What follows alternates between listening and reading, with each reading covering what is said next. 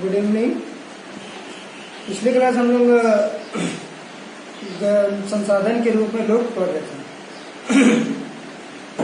जनसंख्या की गुणवत्ता शिक्षा इस के बारे में हम लोग चर्चा कर चुके थे और हम लोग आज का टॉपिक है स्वास्थ्य। देखते हैं स्वास्थ्य क्या है। फार्म को उद्देश्य लाभ को अधिकतम करना है।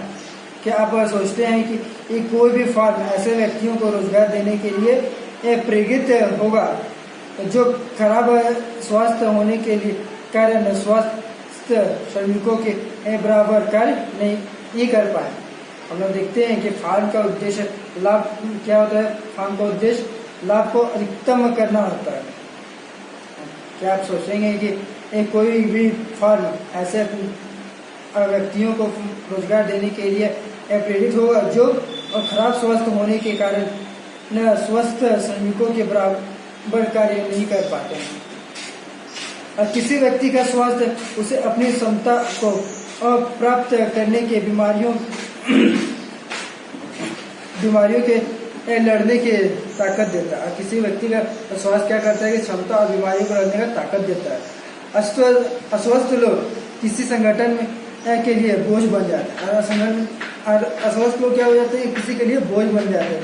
वास्तव में स्वास्थ्य अपना कल्याण करने के का एक अपर्याय आधार है। इसलिए जनसंख्या के स्थानीय स्वास्थ्य स्थिति को सुधारना किसी भी देश की प्राथमिकता होती है।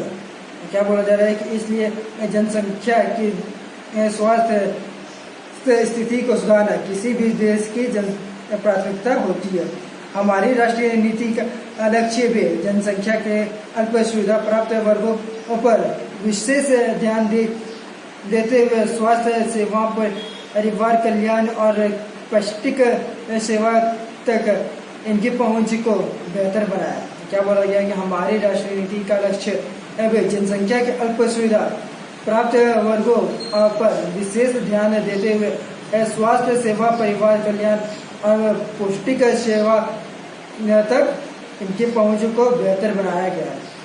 पिछले 5 दशकों में भारत ने सरकारी और निजी क्षेत्रों में प्राथमिक द्वितीय तथा तृतीय क्षेत्र के लिए अपेक्षित एक विस्तृत संस्था आधारित संरचना और जनशक्ति का निर्माण किया है।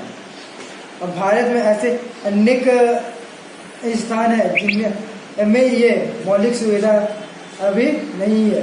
केवल 4 राज्यों में कर्नाटक, आंध्र प्रदेश, तमिलनाडु, महाराष्ट्र में कुल 81 मेडिकल में से 81 मेडिकल कॉलेज है। दूसरी तरफ बिहार और उत्तर प्रदेश जैसे राज्यों में निम्न स्थानीय सूचक है तथा यहाँ बहुत ही कम मेडिकल कॉलेज है।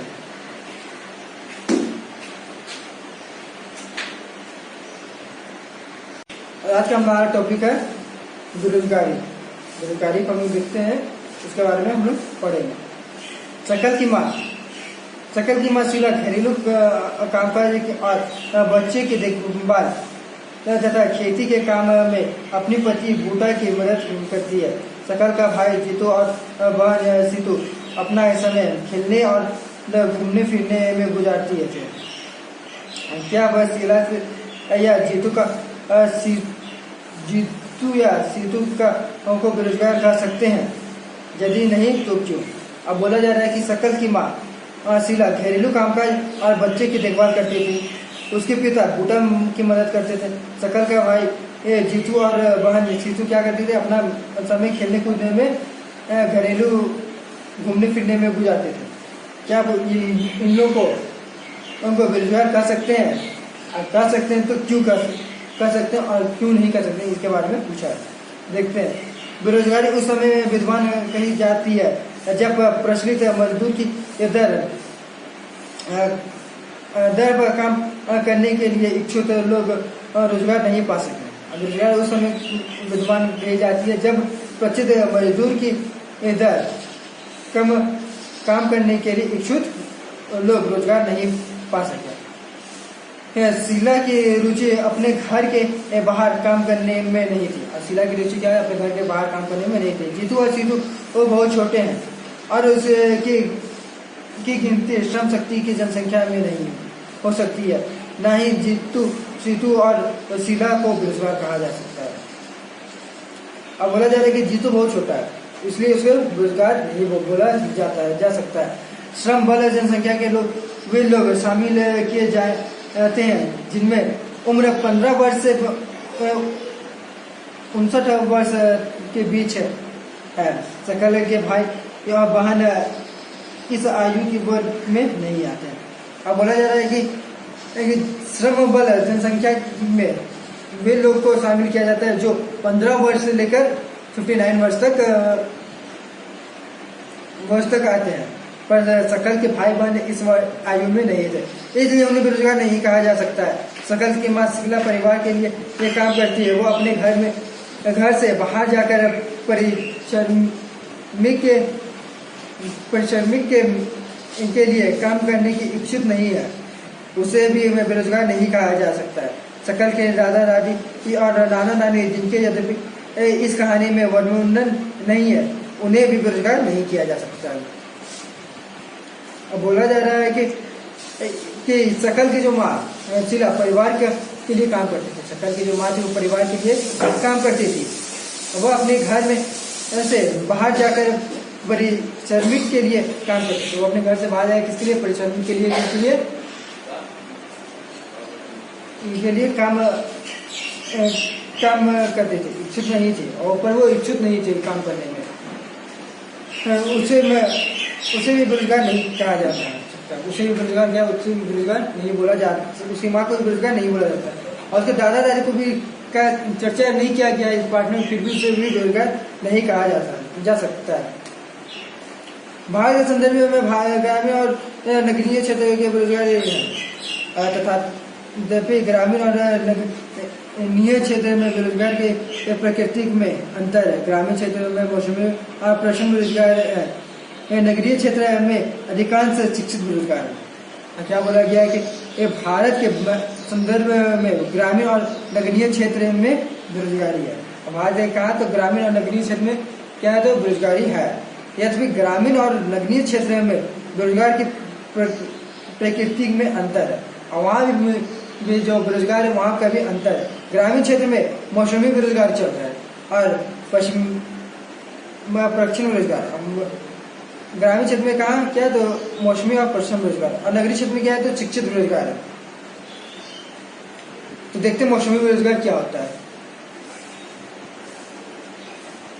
मौसमी बेरोजगार तब होता है जब लोग वर्ष के कुछ महीनों में रोजगार प्राप्त नहीं कर पाते हैं। कृषि पर आश्रित लोग आमतौर पर इस तरह की समस्या को जूझते हैं। वर्ष में कुछ व्यस्त मौसम होते हैं, तब बुआ कटाव और निराव और गहराई होती है। कुछ विशेष महीनों में कृषि के पर आश्रित लोग को आधारित काम नहीं मिल पाता। तो मौसमी बेरोजगार किसे बोला जाए? कि मौसमी बेरोजगार उसे बोला जाता है जो महीना में कुछ दिन ही काम करे। आप एक साल में, जैसे कि एक साल में कुछ दिन काम मिला, 2 महीना काम मिला, 3 महीना काम मिला, 4 महीना काम मिला, और कुछ मौसम पर ही काम मिला। जैसे यहाँ लिया गया कृषि में क्या? जैसे बारिश का मौसम में ही कुछ बुनाई हुआ, कुछ मौसम में बुनाई नहीं हुआ, ऐसे जो होता है उसे मौसमी बेरोजगारी कहा जाता है। पश्चिमी बेरोजगारी के अंतर्गत लोग नियंत्रित प्रतीत होते हैं। उन्हें के पास भूखंड होता है जहां उनके काम मिलता है। ऐसा प्राय कृषिगत काम के ये लोग परिजनों में होता है। अब परीक्षा बेरोजगार में क्या बोला गया कि नियोजित प्रतीत होता है, उनके पास भूखंड होता है, मतलब उनके पास भूमि होता है जहां उन्हें काम मिलता है, और जहां उन्हें काम भी मिलता है। ऐसा प्राय कृषिगत काम में लगे परिजनों में होता है।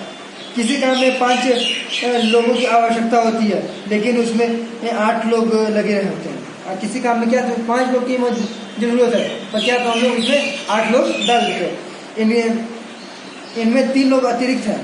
ये 3 इसी खेत पर काम करते हैं जिस पर 5 लोग काम करते हैं। ये 3 भी उसी खेत पे काम करते हैं जिसमें 5 लोग करते थे, इसी पर भी काम करते हैं। इन तीनों द्वारा किए गए अनुसंधान 5 लोग द्वारा किए गए योगदान में कोई बढ़ोतरी नहीं करता, और इन तीनों पर भी कोई मतलब कोई प्रभाव नहीं पड़ता। वो 5 पर ही सब एक जैसा ही काम करता है।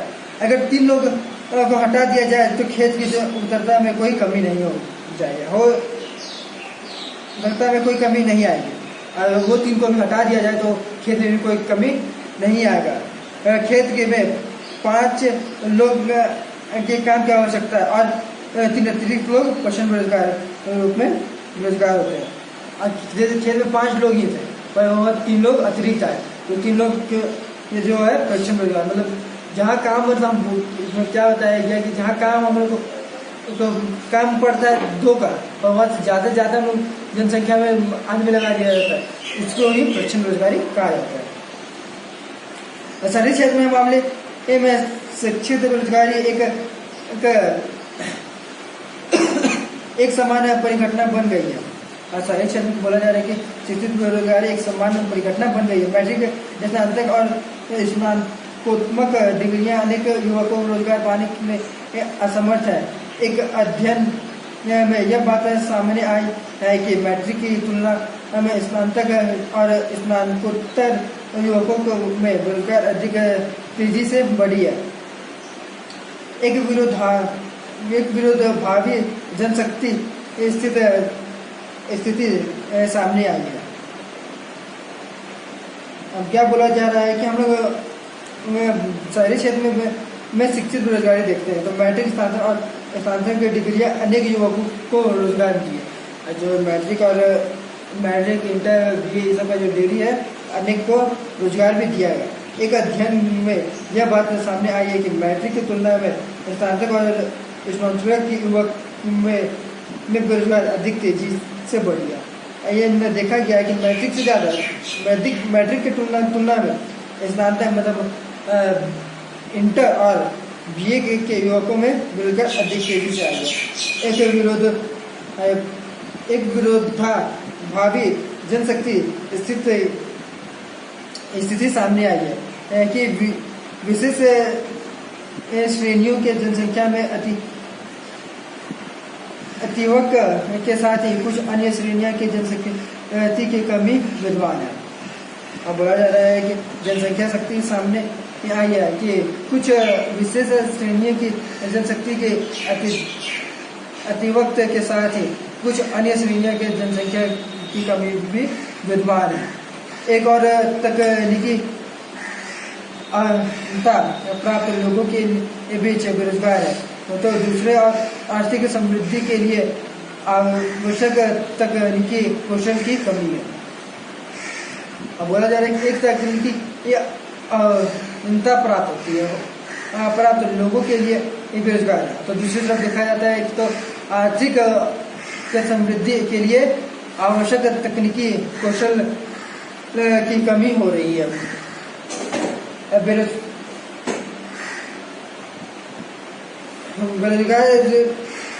बेरोजगार से शक्तिशाली साधन के बराबरी होती है, जो लोग अर्थव्यवस्था के लिए पंक्ति होते हैं। बेरोजगार के एक कारण दायित्व में बदल जाता है। युवकों में निराशा और हताशा की भावना होती है। क्या बोला जा रहा है कि बेरोजगारी इस जनसंख्या के संसाधन में बराबरी होती है, और जो लोग अर्थव्यवस्था के लिए परिसंपित होते हैं वह बेरोजगार के कारण दायित्व में बदल जाता है। जो लोग परियोजना में परिहित होते हैं वो क्या होते हैं, बेरोजगारी में बदल जाते हैं, बेरोजगारी में दायित्व हो जाते हैं, मतलब उसमें ढल जाते हैं, बेरोजगारी में ही ढल जाते हैं। युवकों में निराशा और हताशा की भावना होती है, और युवकों में क्या निराशा हताशा की भी भावना होती है। लोगों के पास अपने परिवार का भरण पोषण करने के लिए पर्याप्त मुद्रा नहीं होता। लोगों के पास क्या होता है कि अपने परिवार के लिए ये पूरा उसके भरण पोषण मतलब पूरा खाने पीने के लिए तक के क्या पैसा नहीं होता। शिक्षित लोगों के साथ जो कार्य करने की इच्छुक है और सार्थक रोजगार प्राप्त करने के सामर्थ्य नहीं है। ये एक बड़ा सामाजिक अवज्ञा है। क्या बोला जा रहा है कि शिक्षित लोग के साथ जो कार्य करने के इच्छुक है और सामर्थ्य रोजगार प्राप्त करने के सामर्थ्य में नहीं है, वे लोग क्या कर रहे हैं कि वो सामाजिक अपराध है, वो बहुत बड़ा सामाजिक अपमान है। बेरोजगार के आर्थिक बोझ में वृद्धि होती है और बेरोजगार के आर्थिक बोझ में वृद्धि हो रही है। कार्यरत जनसंख्या पर बेरोजगार की निर्भरता बढ़ती है। किसी व्यक्ति और साथ ही समाज के जीवन की गुणवत्ता पर बुरा प्रभाव पड़ता है। जब किसी परिवार को मित्र जीवन निर्वाह स्तर पर रहना पड़ता है तो उसके स्वास्थ्य स्तर से एक आम गिरावट आती है और स्कूल प्रणाली से अलगाव में वृद्धि होती है। क्या बोला जा रहा है, किसी व्यक्ति के साथ समाज के जीवन की गुणवत्ता पर बुरा प्रभाव पड़ता है। किसी व्यक्ति को क्या समाज के साथ ही जो समाज में होता है उसके साथ ही उस पर बुरा प्रभाव पड़ता है। जब किसी परिवार को मातृ जीवन निर्वाह स्तर पर रहना पड़ता है और जब किसी परिवार को मातृ जीवन निर्वाह पर रहना पड़ता है तो उसके स्वास्थ्य स्तर में एक आम गिरावट आती है। तो उसके स्वास्थ्य जीवन का एक आम गिरावट भी आती है और स्कूल प्रणाली में अलगाव में वृद्धि होती है। स्कूल प्रणाली में अलगाव में भी वहाँ पे वृद्धि होती है। इसलिए किसी अर्थव्यवस्था में समग्र विकास पर बेरोजगारी का अहितकर प्रभाव पड़ा है। और बोला जा रहा है कि इसलिए किसी अर्थव्यवस्था के समग्र विकास पर बेरोजगारी पर अहितकर प्रभाव पड़ा। बेरोजगारी में वृद्धि से मंदीग्रस्त अर्थव्यवस्था का सूचक है। अब बेरोजगारी में क्या वृद्धि मंदीग्रस्त अर्थव्यवस्था का सूचक है। यह संसाधनी की बराबरी भी करती है जिन्हें उपयोगी ढंग से नियोजित किया जा सकता है। क्या बोला जा रहा है कि बेरोजगारी में वृद्धि मंदीग्रस्त अर्थव्यवस्था का सूचक है। यह संसाधनों की बराबरी भी करती है और जिन्हें उपयोगी ढंग से नियोजित किया जा रहा है। अगर आप संसाधन के रूप में प्रयोग नहीं किया जा सकते तो वे स्वाभाविक रूप से अर्थव्यवस्था के लिए दायित्व बन जाएगा। अब बोला क्या जा रहा है कि अगर लोग को संसाधन के रूप में प्रयोग नहीं किया जाता है, अगर संसाधन को लोग के रूप में प्रयोग नहीं किया जाता है तो क्या तो वे स्वाभाविक रूप से अर्थव्यवस्था के लिए दायित्व बन जाएगा। वो अर्थव्यवस्था के लिए तो ज़्यादा कठिनाई मतलब ज़्यादा हानिकारक बन जाएगा। संख्यित रूप से भारत में बेरोजगार की दर निम्न है और संख्यित रूप से क्या सकते हैं तो भारत में बेरोजगार की संख्या निम्न है। बहुत देखने क्या है, बड़ी संख्या में निम्न आय और निम्न उत्पादकता वाले लोग की गिनती नियोजित लोगों में की जा रही है। क्या बोला जा रहा है कि बड़े लोगों में निम्न आय और निम्न उत्पादकता वाले लोग की गिनती नियोजित लोग में किया जाता है। वे पूरे वर्ष काम करते प्रतीत होते हैं और वे क्या तो पूरे वर्ष काम करने में प्रतीत होते हैं, लेकिन उनकी क्षमता और आय में हिसाब से यह उसके लिए पर्याप्त नहीं है। लेकिन उसकी क्षमता और आय से उनके लिए यह पर्याप्त नहीं होता है। वे काम तो कर रहे हैं पर ऐसा प्रतीत होता है कि ये काम उन पर थोपे हुए हैं। जो काम तो करते हैं पर उन लोग ऐसा प्रतीत होता है कि वो काम दूसरे को थोपे हुए काम दूसरे को ही कर रहे हैं, ऐसा उनको प्रतीत होता है। इसलिए शायद वे अपनी पसंद का कोई अन्य काम करना पसंद कर सकते हैं और इसलिए वे शायद वे अपने पसंद का कोई अन्य काम करना पसंद कर सकते हैं। गरीब लोग बेकार नहीं बैठ रह सकते, वे अब किसी भी काम से जुड़ जाना चाहते हैं, चाहे उसे कितनी भी कमाई हो। और क्या बोला जा रहा है, गरीब लोग आसानी नहीं बैठना चाहते, मतलब वो भी बेरोजगार नहीं बैठना चाहते, वो भी कोई काम में जुड़ना चाहते, चाहे उसे कितनी भी कमाई हो, कितनी भी कुछ हो। अपनी इस कमाई से वे किसी तरह जीवन निर्वाह कर पाते और अपने इस कमाई से क्या तुम अपनी जीवन निर्वाह कर पाती है। इसके अतिरिक्त प्राथमिक क्षेत्र में स्वरोजगार एक विशेष ऐसा है, यद्यपि ये सभी लोगों की आवश्यकता नहीं है। और क्या बोला जा रहा है कि यद्यपि मैं अतिरिक्त प्राथमिक क्षेत्र में जो स्वरोजगार एक विशेषता है, यद्यपि सभी लोगों की आवश्यकता नहीं होती है। फिर भी पूरा परिवार खेतों में काम करता है। फिर भी वहाँ पूरा परिवार क्या खेतों में काम करता है। इस तरह कृषि क्षेत्र में प्रचंड बेरोजगारी होती है। इस तरह क्या होता है, कृषि क्षेत्र में प्रचंड बेरोजगारी होती है, लेकिन जो अभी उत्पादन होता है उसमें पूरे परिवार को हिस्सेदारी होती है। लेकिन जो उत्पादन होता है वो पूरे परिवार को हिस्सेदारी होती है। खेती के काम में साझेदारी के उत्पादन फसल के हिस्सेदारी के उदाहरण ग्रामीण क्षेत्र में बेरोजगारी की कठिनाई में एक कमी लाती है। और खेती का बोला जा रहा है कि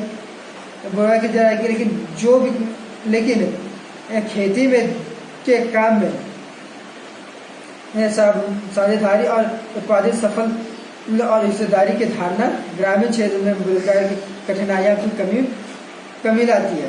बोला जाए कि जो साथ में जो काम किया जाता है वो कठिनाई ग्रामीण क्षेत्र में बेरोजगारी की कमी वही लाती है। एक परिवार में जो साथ में काम करता है उसमें वो कमी लाता है। देख रहा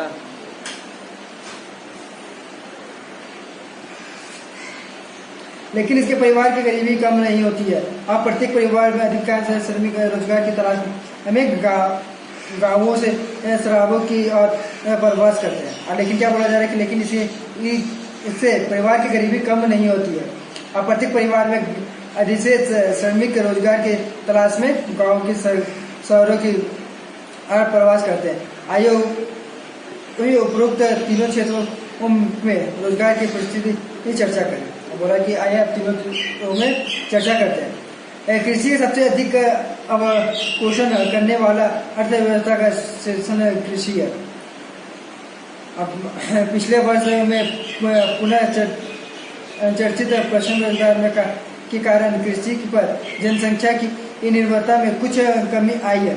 कृषि अधिशेष श्रम का कुछ भाग द्वितीय या तृतीय क्षेत्र में चला गया है। और हम लोग क्या देखते हैं कि पिछले वर्ष में पूर्णतः चर्चित प्रश्न रोजगार के कारण कृषि पर जनसंख्या की निर्भरता में कुछ कमी आया। कुछ प्रश्न रोजगार के कारण कृषि की जनसंख्या में क्या तो कुछ कमी आया है। कृषि अधिशेष श्रम का कुछ भाग द्वितीय और तृतीय क्षेत्र में भी चला गया। कृषि अधिनियम का कुछ भाग क्या तो द्वितीय और तृतीय क्षेत्र में भी चला गया। द्वितीय क्षेत्र में छोटे पैमाने पर होने वाले विनिर्माण में श्रम का सबसे अधिक एक शोषण होता है। तृतीय क्षेत्र में जैव प्रौद्योगिकी, सूचना प्रौद्योगिकी आदि इस की विभिन्न न्याय सेवाएं सामने आती। और क्या बोला गया कि द्वितीय क्षेत्र में जो प्राणी क्या करता है कि द्वितीय क्षेत्र में छोटे पैमाने पर होने वाले विनिर्माण का प्रयोग होता है।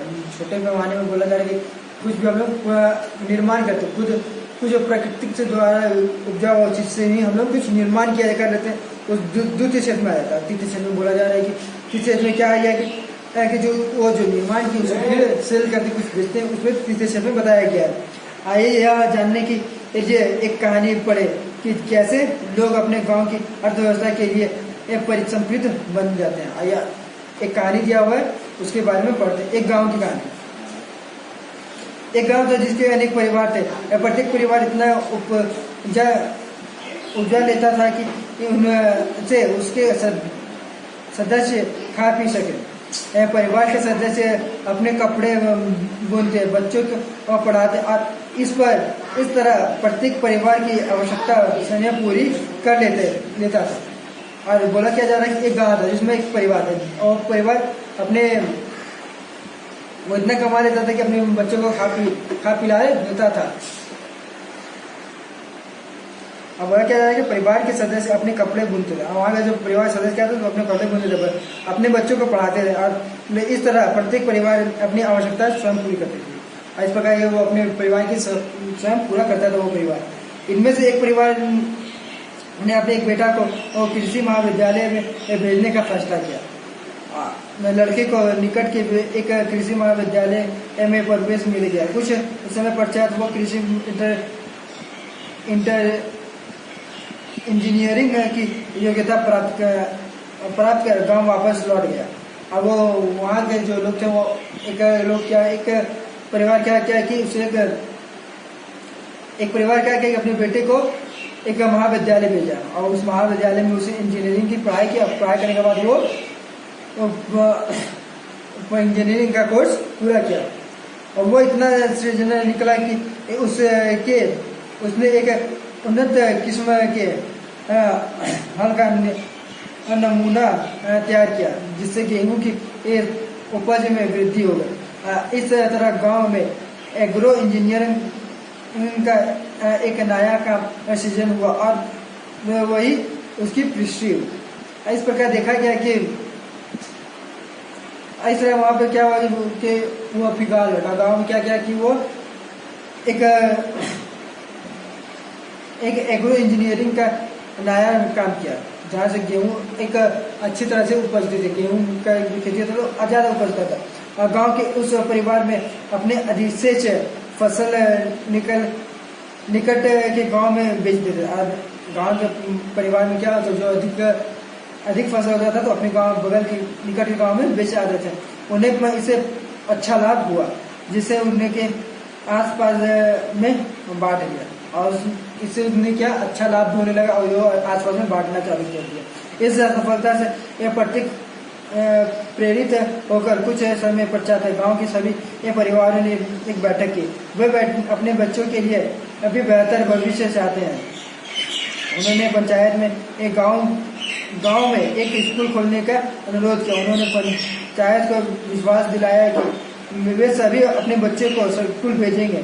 अब पंचायत ने सरकार की मदद से एक स्कूल खोल दिया। निकट के एक कस्बे में एक शिक्षित की नियुक्ति की गई। इस गांव के लिए के सभी बच्चे स्कूल जाने लगे। कुछ समय पश्चात गांव के एक परिवार ने अपनी एक लड़की को और सिलाई का प्रदर्शन दिया। फिर क्या हुआ कि वहाँ गांव में एक बैठक बैठाया गया। वहाँ गाँव में बैठक बैठाने के बाद वहाँ पर हुआ कि हमारे गांव में भी एक स्कूल खोलना चाहिए, हम लोग अपने बच्चे को पढ़ाएंगे। तो वहाँ के जो मुखिया थे उसको बोला गया कि गांव में स्कूल खोलवाइए और वहाँ के जो लोग थे मुखिया को विश्वास दिलाया गया कि आप स्कूल खोलाएंगे और हम अपने बच्चे को वहाँ पे भेजेंगे। तो मुखिया सरकार के द्वारा मदद लेते हुए एक स्कूल खुलाया गया और बगल से ही एक टीचर को बुलाया गया। बगल के गाँव से एक टीचर को बुलाया गया और वहाँ स्कूल का ओपनिंग हुआ। वहाँ स्कूल खुला और फिर कुछ समय के बाद गांव के एक परिवार अपनी एक लड़की को सिलाई के प्रशिक्षण दिया और वहाँ पे एक गांव के लोग क्या एक परिवार क्या किया लड़की को सिलाई का प्रशिक्षण दिया। वह अब गांव के सभी लोगों के लिए कपड़े सिलने लगे क्योंकि अब सभी लोग अच्छे ढंग से सिले कपड़े पहनना चाहते थे। इस तरह दर्जी का एक नया काम सृजन हुआ। इसका एक और सकारात्मक प्रभाव हुआ। किसान का कपड़े खरीदने से के लिए दूर जाने में लगने वाला समय अब बच गया। अब वहाँ क्या होने लगा कि सब वो लड़की से ही कपड़ा सिलाई लगा। अब सबको भी उचित होने लगा कि अच्छे सिले हुए कपड़े पहने। और वहाँ का भी क्या फायदा हुआ कि किसानों लोगों को ज़्यादा दूर जाना पड़ता था सिलाई करने के लिए, तो वो दूर जाना नहीं पड़ रहा था। किसी खेती में अधिक समय लगे थे इसलिए उपज बढ़ गए जिसने समृद्धि का प्रभाव था। किसान के पास उपभोग में से अधिक वस्तु थे। अब वे अपने उत्पाद उन लोगों को बेच सकते थे जो उनके गांव के बाजार में आते थे। और समय के साथ वह गांव जहाँ प्रारंभ में किसी नए काम औपचारिक रूप से कोई अवसर नहीं था। शिक्षित दर्जे एग्री इंजीनियरिंग और अन्य तरह के लोग ये पुनीत हो गए। यह एक साधारण गांव की कहानी थी कि जहां मानव पूंजी के उठते स्तर के लिए उसे जटिल और आधुनिक आर्थिक क्रियाकलापों के स्थल के रूप में विकसित किया बनाया गया। अब क्या बोला जा रहा है कि बोला जा रहा है कि अब वो अपने उत्पादन उन लोगों को बेच सकते थे। अब वो जो उत्पादन कर रहे थे, उत्पादन हो रहा था, वो उन लोगों को बेच सकते थे। औपचारिक से और रूप से अफसर नहीं था। शिक्षित दर्जे एग्री इंजीनियरिंग और अन्य तरह के लोग परिपूर्ण हो गए थे, और शिक्षित दर्जे और अन्य तरह के जो सब लोग थे वो भी पूरित हो गए थे। और ये एक साधारण गांव की कहानी बताया गया। इसे हम लोग शिक्षा में मिलता है। ये एक साधारण गांव की कहानी बताया गया। यहीं पर हमारा लेसन खत्म हुआ। तो हम लोग देखते हैं कि क्वेश्चन आंसर आप लोग बनाने की कोशिश कीजिएगा। जो क्वेश्चन आंसर नहीं बनेगा उसको फिर हम लोग नेक्स्ट क्लास में क्वेश्चन आंसर आप लोग कीजिएगा कि भैया ये क्वेश्चन आंसर नहीं बना है तो क्वेश्चन आंसर बताया जाएगा। आज का जो 20 का क्वेश्चन आंसर बोला गया कि बनाने, तो 20 का क्वेश्चन आंसर आप लोग निकाल ही रहे होंगे तो अच्छा बात है कि उसको भी पूरा करके ही कर ही लीजिए। और अभी का टाइम थोड़ा घातक हो गया है, इसलिए आप लोग ज़्यादा टाइम घर पर ही रहिए। और मार्केट जाते हैं तो मास्क लगाना ना भूलें, और घर आने के बाद हाथ वॉश करना ना भूलें।